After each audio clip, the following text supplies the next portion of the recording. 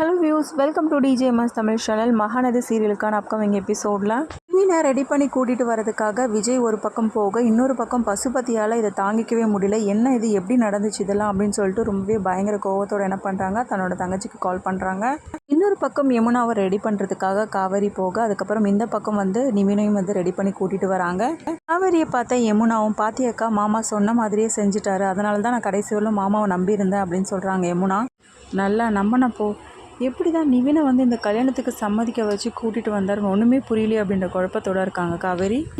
விஜய், என்ன காவேரி இன்னும் ரெடி பண்ணலையா, சீக்கிரம் நாளே அடிச்சு பாரு, சீக்கிரம் வர சொல்லு அப்படின்னு சொல்லிட்டு என்ன பண்ணுறாங்க, யமுனாவை கூட்டிகிட்டு வர சொல்கிறாங்க. இதுக்குள்ளே சந்தோஷத்தோடு என்ன பண்ணுறாங்க, யமுனாவை என்ன பண்ணுறாங்க, கூட்டிகிட்டு மணமேடையில் உட்கார வைக்கிறாங்க. நிவினையும் உட்கார சொல்கிறாங்க. ரெண்டு பேரும் மணவரையில் உட்காரதை பார்த்து ரொம்பவே சந்தோஷப்படுறாங்க காவேரி. இது எல்லாத்தையும் பார்த்துட்டு இருந்த பசுபதி என்ன பண்ணுறாரு, அவங்க தங்கச்சிக்கு திரும்ப ஃபோன் அடிச்சுட்டே இருக்காங்க. சீக்கிரமாக வாங்க, கோவிலில் தான் இருக்காங்க அப்படின்னு சொல்லிட்டு மந்திரம்லாம் ரெண்டு பேரையும் சொல்கிறாங்க. அதுக்கேற்ற மாதிரி ரெண்டு பேரும் மந்திரம் சொல்லிட்டு இருக்காங்க. மேலும் அப்படின்னு சொல்லிட்டு தாலியை கட்டுற தருணத்தில் என்ன பண்ணுறாங்க, நிவினோட அப்பா அம்மா நிவின் அப்படின்னு சொல்லிட்டு கத்த ஆரம்பிக்கிறாங்க. கல்யாணத்தை நிறுத்த தான் வந்திருக்காங்களோ அப்படின்ற சந்தோஷத்தில் பசுபதி ஒரு பக்கம் இருக்க, என்ன பண்ணுறீங்க நீங்கள் ரெண்டு பேரும், கல்யாணத்தை நிறுத்த போகிறீங்களா, அப்புறம் நான் சொன்னது நீங்கள் மறந்துட்டீங்களா அப்படின்னு சொல்லிட்டு விஜய் சொல்கிறது கேட்டேன். இல்லைப்பா, இந்த கல்யாணத்தை நாங்கள் நிறுத்துறதுக்காக வரல, இந்த கல்யாணத்தை நாங்கள் பார்க்கறதுக்காக தான் வந்திருக்கோம் அப்படின்னு சொல்கிறது கேட்டு பயங்கர அதிர்ச்சியாராரு பசுபதி.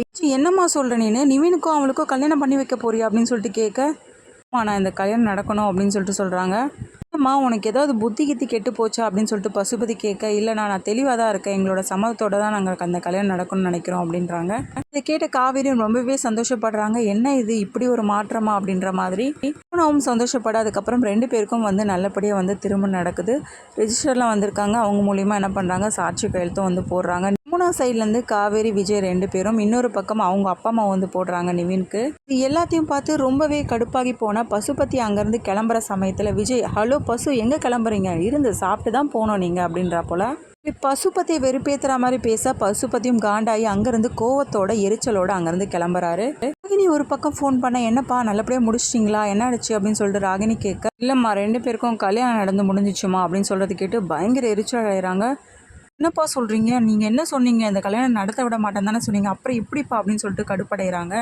என்னம்மா பண்ண, நானே எதிர்பார்க்கல, எல்லாம் கல்யாணம் நடக்காதுன்னு நினச்சேன். கடைசி நேரத்தில் விஜய் நிவின் கிட்ட என்ன பேசினான்னு தெரிலம்மா, சமாதானப்படுத்தி நிவினை சம்மதிக்க வச்சுட்டாமா அப்படின்றாங்க. இந்த கல்யாணத்தை எடுத்து நடத்தினதே அவர் தானே அப்படின்ற மாதிரி கேட்க, ஆமாம்மா அவன் தாம்மா நடத்தினா அப்படின்ற மாதிரி பேசுகிறாரு பசுபதியும். என்னப்பா நீங்கள், எனக்கு ரொம்ப அவமானமாக போயிடுச்சுப்பா அப்படின்னு சொல்லிட்டு ராகினி ஒரு பக்கம் புலம்பிகிட்டே இருக்காங்க. கல்யாணம் நல்லபடியாக முடிய யமுனா ரொம்பவே சந்தோஷத்தோடு இருக்க, இன்னொரு பக்கம் நிவின் முகத்தில் சந்தோஷமே இல்லாமல் இருக்குது. கிட்ட யமுனா பேச போனாலும் நிவின் அதை மறுக்கிற மாதிரி விலகி போகிறாரு. இதனால் யமுனா ரொம்பவே கஷ்டப்படுறாங்க. பார்த்துட்டு இருந்த காவேரி சொல்கிறாங்க, போக போக சரியாயிடுடி, நீ ஒன்றும் வருத்தப்படாத அப்படின்னு சொல்லிட்டு சமாதானப்படுத்துகிறாங்க. இதுக்கப்புறம் வீட்டில் எப்படி சமாளிக்க போகிறாங்க, இது எல்லாமே தெரிஞ்சுக்கலாம். அதுக்கு மறக்காமல் நம்மளோட சேனலை சப்ஸ்கிரைப் பண்ணிக்கோங்க. கூடவே இருக்க அந்த பெல் ஐக்கனும் கிளிக் பண்ணிடுங்க. அப்போ தான் நான் போடுற அடுத்தடுத்த வீடியோஸ் உங்களுக்கு நோட்டிஃபிகேஷனில் வரும். ஓகே வியூஸ், தேங்க்ஸ் ஃபார் வாட்சிங் திஸ் வீடியோ.